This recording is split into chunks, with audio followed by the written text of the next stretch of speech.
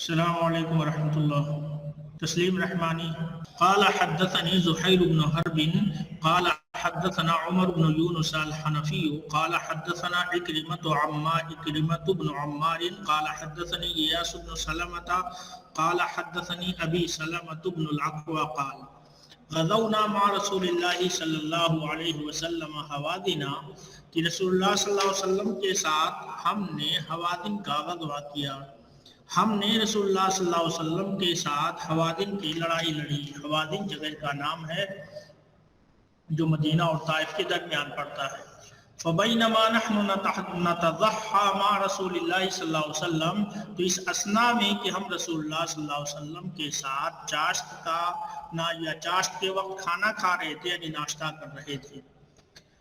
الضحیٰ کہتے ہیں بعد امتداد النہار وفوق الضحیٰ، بعد یہ کہ ہم چاشت کے وقت کھانا کھا رہے تھے رسول اللہ صلی اللہ علیہ وسلم کے ساتھ۔ اذ جاء رجل علی الرجل جمل احمر، کہ ایک آدمی ایک سرخ اونٹ پر آیا۔ فاناخہ، تو اس نے اپنے اونٹ کو بٹھایا۔ ثم انتزع طلقا من حقبہ، پھر اس نے اپنے تھیلے سے ایک رسی نکالی۔ طلق کہتے ہیں عقال من جلد، چمڑے کی رسی۔ پھر اس نے اپنے تھیلے سے ایک چمڑے کی رسی نکالی۔ فقید بہ الجمل، تو اس سے اونٹ کو باندھا۔ ثم تقدم یتغدی، پھر وہ آگے بڑھا کھانے میں شرکت کرتے ہوئے۔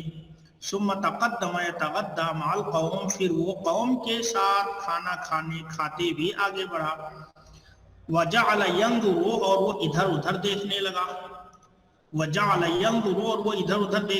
وفینا ضعفة ورقة في الظهر، اور ہمارے درمیان کمزوری اور کمی تھی سواریوں کے لحاظ سے، یعنی سواری کے لحاظ سے ہمارے پاس مطلوب جو ہے سواریاں دستیاب نہ تھی۔ وفینا ضعفة ورقة في الظهر، اور ہمارے درمیان کمزوری اور کمی تھی سواریوں کے اندر۔ وبعضنا مشاة، اور ہم میں سے کچھ لوگ پیدل تھے۔ اذ خرج یشتد، کہ اچانک وہ نکلا تیز دوڑتے ہوئے۔ کہ وہ اچانک نکلا تیز دوڑتے ہوئے۔ فاتا جملہ، تو وہ اپنے اونٹ کے پاس آیا۔ فاطلق قیدہ، اور اس کی رسی کو کھولا۔ ثم اناخہ، پھر اس کو بٹھایا۔ وقعد علیہ، اور اس پر بیٹھ گیا۔ فاثارہ، پھر اس کو بھڑکایا۔ فاشتد بہ الجمل، پھر اونٹ اس کو لے کر کے تیزی سے چلا۔ فاثارہ، تو اس نے اسے اکسایا۔ فاشتد بہ الجمل، تو اونٹ اسے لے کر کے تیزی سے چلا۔ فاتبعہ رجل علی ناقۃ ورقاء، تو ایک آدمی نے اس کا پیچھا کیا ایک خاکستری رنگ کے اونٹ پر۔ فاتبعہ رجل علی ناقۃ ورقاء، تو ایک آدمی نے اس کا پیچھا کیا علی ناقۃ ورقاء، ایک خاکستری رنگ کے اونٹنے پر۔ قال سلمہ کہتے ہیں وخرجت اشتد، میں بھی نکلا دوڑتے ہوئے۔ فکنت عند ورق الناقہ، تو میں اونٹنے کے دم کے پاس پہنچ گیا۔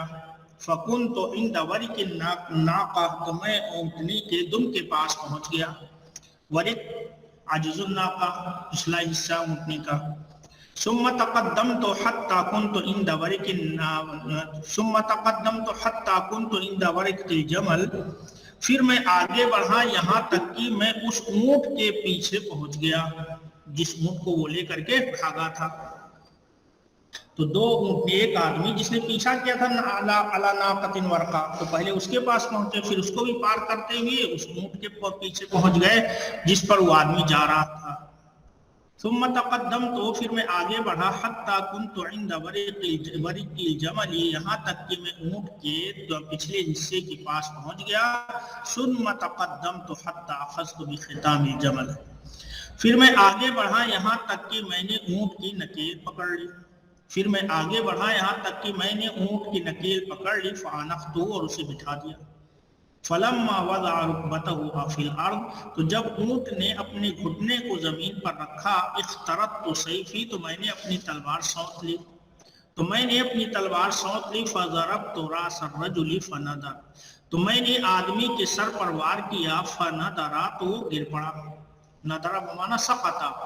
فضربت راس الرجل تو میں نے آدمی کے سر پر وار کیا، فنظر تو گر پڑا، ثم جئت بجمل اقوده علیہ رحلہ وسلاحہ، پھر میں اونٹ کو لے کر کے آیا اسے ہانکتے ہوئے، اس پر اس کا کجاوا اور اس کے ہتھیار تھے۔ پھر میں اونٹ کو ہانکتے ہوئے لے کر کے آیا جس پر اس کا کجاوا اور اس کے ہتھیار تھے۔ فاستقبلنی رسول اللہ صلی اللہ علیہ وسلم والناس معه، تو رسول اللہ صلی اللہ علیہ وسلم نے میرا استقبال کیا اس حال میں کہ لوگ آپ کے ساتھ تھے۔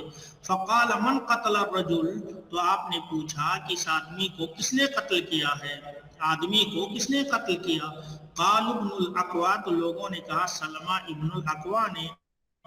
قال له سلبه اجمع، تو آپ صلی اللہ علیہ وسلم نے فرمایا کہ اس کا سلب تمام کا تمام ان کے لیے ہے، جس نے ان کو قاتل کے لیے، قاتل سلمہ ابن الاقوا تھے، تو آپ نے سلب ان کو پورا کا پورا دے دیا۔ تو اس روایت سے پتہ چلتا ہے کہ آدمی جو جاسوسی کے لیے آیا تھا مشرکین میں سے تھا، لیکن مسلمانوں کے حلیے میں آیا تھا جاسوسی کے لیے، اور جب اس کو جو جاسوسی اس نے کر لی تو تیزی سے نکلنے کی کوشش کی، تو اس طریقے سے جو ہے اس کو قتل کیا گیا۔ تو اس سے پتہ چلتا ہے کہ جاسوس کو قتل کرنا جائز ہے۔ جاسوس اگر پکڑ لیا جاتا ہے، گرفتار کر لیا جاتا ہے، تو اس کا قتل کرنا جائز اور درست ہے، جیسا کہ اس حدیث میں۔ باب التنفیل کیا ہے؟ شیخ اگر مدرسے میں رہ کر کوئی کسی کی جاسوسی کرے تو شیخ اگر اس کو مارا جائے تو یہ کیسا ہے؟ نہیں اس کو قتل نہیں کر سکتے، تو یہ تو جو ہے اخلاقی جرم ہے۔ ولا تجسسوا ولا یغتب بعضکم بعضا کے تحت آئے گا۔ یہ وہ جاسوس نہیں ہے جو حکومت وغیرہ کی طرف سے آتا ہے، یہ آپسی جاسوسی، یہ جو ہے یہ اخلاقی جرائم میں آئے گا، اور اس میں آپ قتل نہیں کر سکتے ہیں، اس کی سزا قتل نہیں ہے، ایک گناہ کا ارتکاب کر رہا ہے۔ اب جو ہے اب وہ پکڑا گیا تو جو ہے وہ جس احاطے میں یا جس دائرے میں ہے اس کا جو ذمہ دار ہے وہ جو مناسب سمجھے کہ کس حد تک ہے، کس کے نقصانات کیا فوائد، وہ اس کا فیصلہ کرے گا۔ اگر ماسٹر صاحب کسی کی جاسوسی کرواتے ہیں جس احاطے یا جس دائرے میں ہے اس کا جو ہے وہ اس کے جو سردار ہیں، جو امام ہیں، وہ اس کا فیصلہ کریں گے کہ کس چیز میں مصلحت ہے، لیکن قتل نہیں کر سکتے۔ تعزیری سزائیں ہو سکتی ہیں لیکن اس کے قتل کا حکم نہیں ہے۔ یہ تو وہ ہے جو حکومت کے خلاف جاسوسی کریں ان کے لیے۔ باب التنفیل و فداء المسلمین بالاسارى، باب ہے عطیہ دینے کا۔ تنفیل نفل سے ہے جس کے معنی عطیہ دینے کا، تو عطیہ یا انعام دینے کا، اور مسلمانوں کے فدیہ کے طور پر، اور مسلمانوں کے فدیہ کے طور پر قیدی کو دینا۔ وہ فداء المسلمین، اور مسلمانوں کا فدیہ قیدیوں کے ذریعے دینا، کہ کوئی مسلمانوں کے ہاں قید کر لیا گیا اور مسلمان دوسرے کے ہاں پکڑے ہوئے ہیں، تو اس قیدی کو دے کر کے مسلمانوں کو چھڑایا جا سکتا ہے۔ قال حدثنا زهير بن حرب قال حدثنا عمر بن يونس قال حدثنا عكرمة بن عمار قال حدثني إياس بن سلمة قال حدثني أبي قال غزونا فزارة وعلينا أبو بكر أمره رسول الله صلى الله عليه وسلم۔ میرے باپ یعنی سلمہ ابن الاقوا نے مجھ سے بیان کیا کہ ہم نے فزارہ پر چڑھائی کی، ہم نے فزارہ پر چڑھائی کی، ایک قبیلہ ہے، وعلینا ابو بکر، اور ہمارے سردار ابو بکر رضی اللہ تعالیٰ عنہ تھے، ہمارے اوپر جو سردار تھے، جو سپہ سالار تھے، وہ ابو بکر رضی اللہ تعالیٰ عنہ تھے۔ امرہ رسول اللہ صلی اللہ علیہ وسلم علینا، رسول اللہ صلی اللہ علیہ وسلم نے ہمارے اوپر ان کو امیر مقرر کیا تھا، رسول اللہ صلی اللہ علیہ وسلم نے انہیں ہمارے اوپر امیر مقرر کیا تھا۔ فلما کان بیننا وبین الماء ساعہ، تو جب ہمارے درمیان اور چشمے کے درمیان چند لمحوں کا فاصلہ رہا، ماسبرات چشمہ، تو جب ہمارے درمیان اور پانی کے چشمے کے درمیان چند لمحوں کا فاصلہ رہا، امرنا ابو بکر فعرسنا، تو ابو بکر رضی اللہ تعالیٰ عنہ نے ہمیں حکم دیا تو ہم نے پڑاؤ ڈالا رات کے آخری حصے میں۔ تعریس کہتے ہیں رات کے آخری حصے میں پڑاؤ ڈالنا۔ فعرسنا، تو ہم نے رات کے آخری حصے میں پڑاؤ ڈالا۔ ثم شن الغارہ، پھر انہوں نے حملہ کر دیا۔ ثم شن الغارہ، پھر انہوں نے حملہ کیا، فورد الماء، پس پانی کے چشمے پر آئے، فقتل من قتل علیہ، جو لڑنے کے قابل تھے ان کو قتل کر دیا، فقتل من قتل علیہ، تو قتل کر دیا ان کو جو ہے جو لڑنے کے قابل تھے، وسبا، اور قیدی بنا لیا جو لڑنے کے قابل نہیں تھے جسے عورتیں اور بچے ہیں، اور قیدی بنایا، وانظر الی عنق من الناس فیہم الضرار، اور میں لوگوں کی ایک جماعت کو دیکھ رہا تھا، عنق کہتے ہیں جماعت کو، اور میں لوگوں کی ایک جماعت کو دیکھ رہا تھا جن کے اندر بچے اور عورتیں تھیں، فیہم الضراری، جس کے اندر بچے تھے، فخشیت ان یسبقونی الی الجبل، تو میں ڈرا کہ وہ لوگ مجھ پر سبقت کر جائیں گے پہاڑ تک پہنچنے میں، تو میں ڈرا کہ وہ مجھ پر سبقت کر جائیں گے پہاڑ تک، یعنی وہ جو ہے وہ پہاڑ پر چڑھ کر کے اپنے آپ کو محفوظ کر لیں گے،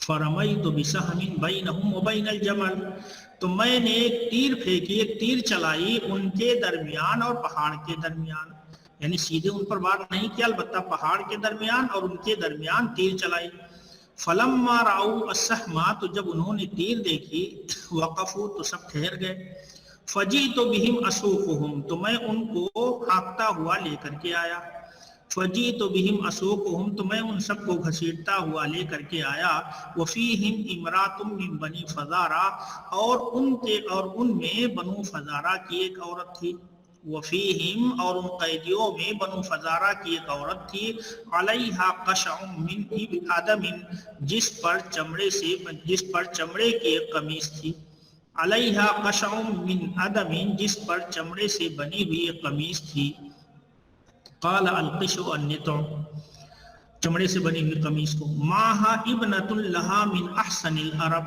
اس کے ساتھ اس کی ایک بیٹی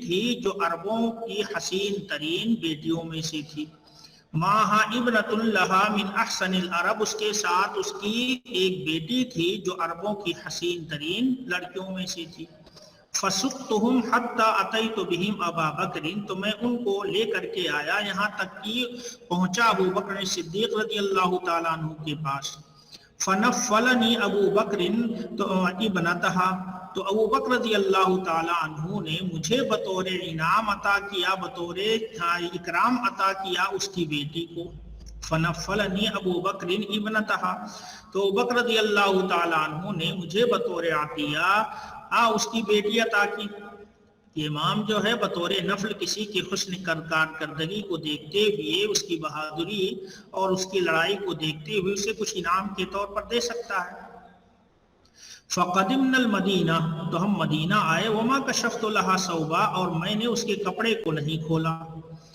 ہم مدینہ آئے اور میں نے اس کے کپڑے کو نہیں کھولا، فلقینی رسول اللہ صلی اللہ علیہ وسلم فی السوق، تو رسول اللہ صلی اللہ علیہ وسلم مجھ سے ملے بازار میں، فقال یا سلمۃ حب لی المرأۃ، اے سلمہ ابن الاکوع، وہ عورت مجھے ہبہ کر دو، حب لی المرأۃ، اس عورت کو مجھے ہبہ کر دو، فقلت یا رسول اللہ واللہ لقد اعجبتنی وما کشفت لها ثوبا، تو میں نے کہا کہ اللہ کے رسول وہ عورت مجھے بھا گئی ہے، مجھے بہت پسند ہے، وما کشفت لها ثوبا، اور میں نے اس کے کپڑے تک کو نہیں کھولا ہے، ثم لقینی رسول اللہ صلی اللہ علیہ وسلم من الغد فی السوق، پھر رسول اللہ صلی اللہ علیہ وسلم دوسرے دن بازار میں مجھ سے ملے، پھر دوسرے دن رسول اللہ صلی اللہ علیہ وسلم بازار میں مجھ سے ملے، فقال لی یا سلمۃ حب لی المرأۃ،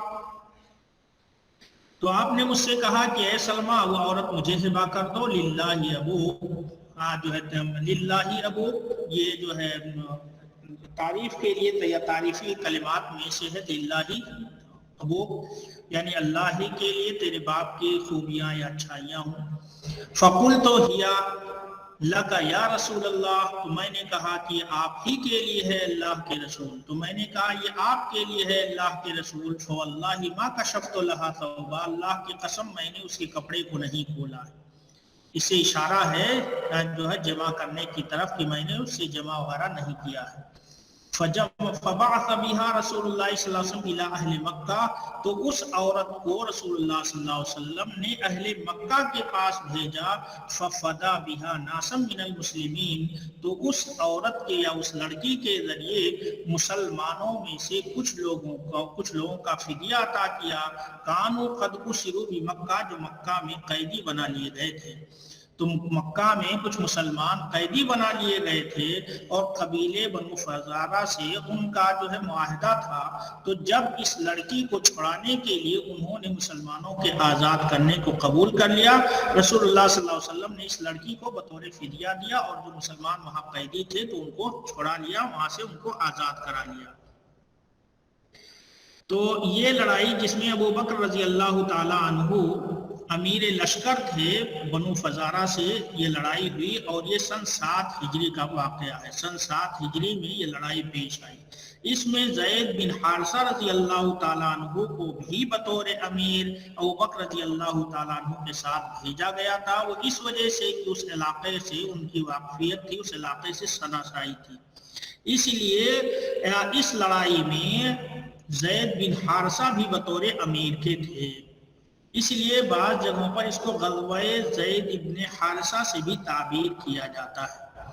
تو وہاں پر یہ لڑکی ملی جو بہت خوبصورت تھی. تو ابو بکر رضی اللہ تعالیٰ عنہ جو اصل امیر لشکر تھے بطور نفل ابن عقبہ کو دیا، لیکن رسول اللہ صلی اللہ علیہ وسلم نے ان سے طلب کر لیا اور اس عورت کے ذریعے بہت سارے مسلمانوں کی جان بچائی. ان کو مکہ میں جو قیدی تھے فدیہ دے کر کے ان کو چھڑایا.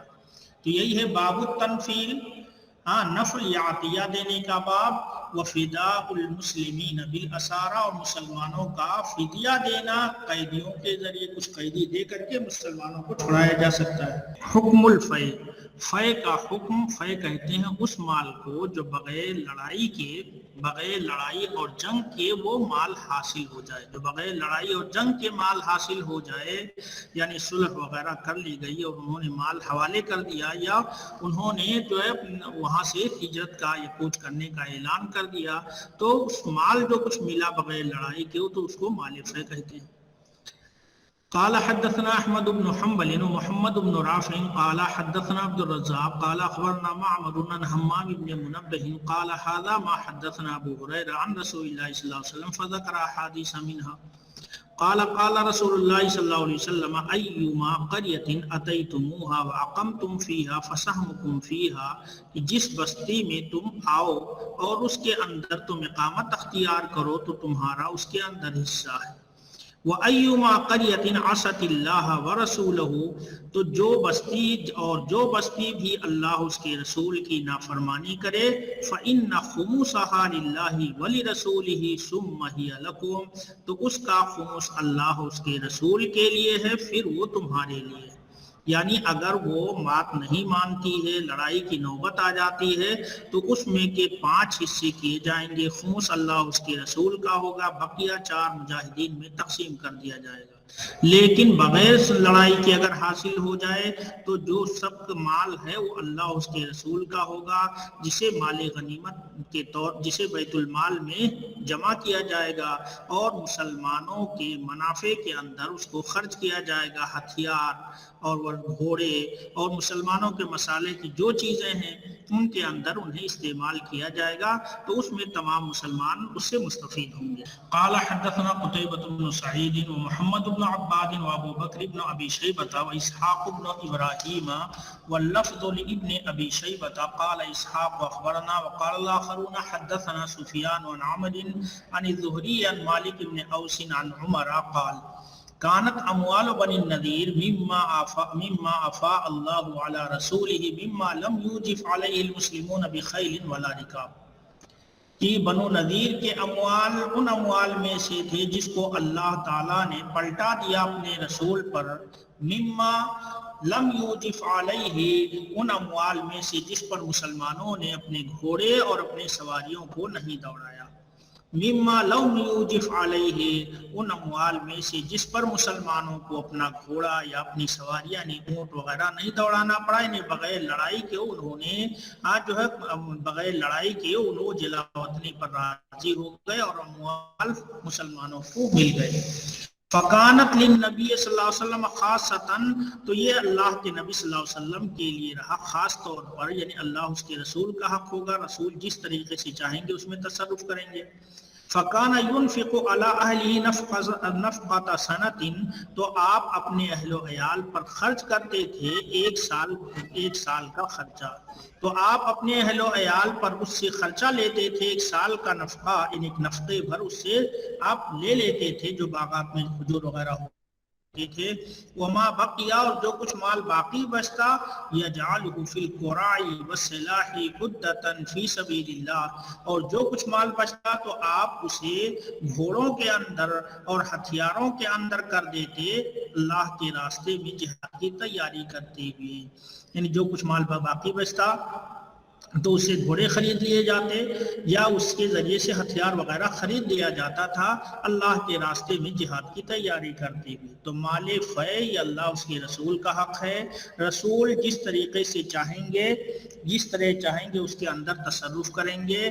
تو آپ صلی اللہ علیہ وسلم اپنے اہل و عیال کے لیے سال بھر کا اس سے نفقہ لیتے تھے، اور بقیہ جو مال ہوتا تھا وہ مسلمانوں کے مصالح اور ان کے منافع والی چیزوں میں خرچ کر دیتے تھے، جیسے کہ اللہ کے راستے میں لڑائی کے لیے گھوڑے اور ہتھیاروں وغیرہ کی خریداری۔ بس رہنے دو اس لیے کہ وقت ہو رہا ہے، اس سے بات روایت جو ہے تھوڑی بڑی ہے، بہت بڑی بہت لمبی روایت ہے، اس لیے یہیں پر رہے۔